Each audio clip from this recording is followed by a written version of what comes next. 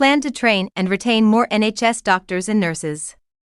More doctors and nurses will be trained and thousands of new roles will be created to work alongside them, as part of a major NHS England workforce plan. University places for medical students will double. A new apprenticeship scheme for doctors is planned and medical degrees could be shortened.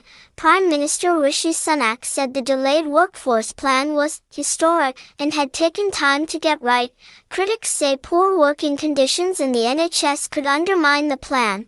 There are more than 110,000 vacancies in the workforce at present, with 1 out of every 10 posts unfilled, which creates huge pressure on staff and affects the care patients receive. The NHS has been beset by strikes this year, and the dispute with doctors is still continuing. Pay for staff does not feature in the plan. Instead, it focuses on increasing training places for medical and nursing students and a new scheme that allows trainee doctors to earn while they learn. A consultation on whether 5-year medical degrees could be shortened by a year will also be launched. Unveiling full details of the 15-year plan on Friday at Downing Street, Mr. Sunak said it would deliver the biggest ever expansion in the number of doctors and nurses that we train, and a plan to reform the NHS so we deliver better care in a changing world. But he said overcoming the challenges of an overstretched workforce won't be quick or easy. We're making the tough calls and doing things differently to protect the long-term future of the NHS and this country, Mr. Sunak said. NHS England Chief Executive Amanda Pritchard said plan gave a once-in-a-generation opportunity to put staffing on a sustainable footing for years to come. Currently, half of new doctors and nurses have to be recruited from abroad as the UK supply route has struggled to keep up with demand. Without action, NHS vacancies could rise to 360,000 by 2037, modeling for the plan suggests.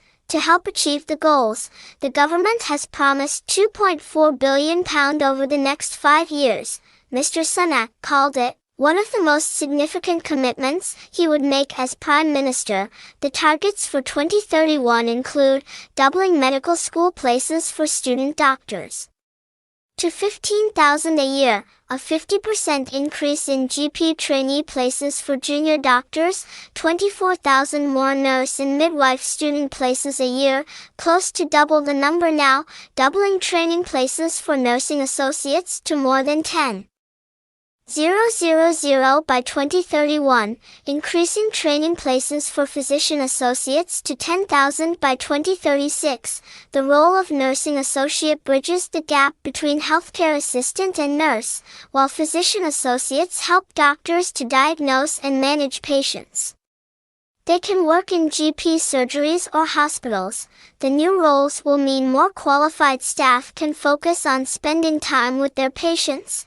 There is also a boost in training places for other roles, including pharmacists, psychologists, and dental therapists. In the next 5 years, the proportion of NHS staff, including physios, podiatrists, and maternity staff, trained through apprenticeships, combining paid work with study and no tuition fees, will double to 1 out of every 6. And next year, an apprenticeship for doctors will launch, with a few hundred places. Speaking to BBC Radio 4's Today program on Friday, Mr. Barclay said senior NHS leaders had told him the plan gives hope to the system in the long term. He said patients will not see some of the benefits for several years, but added that reforms and measures to improve staff retention will come through quite quickly.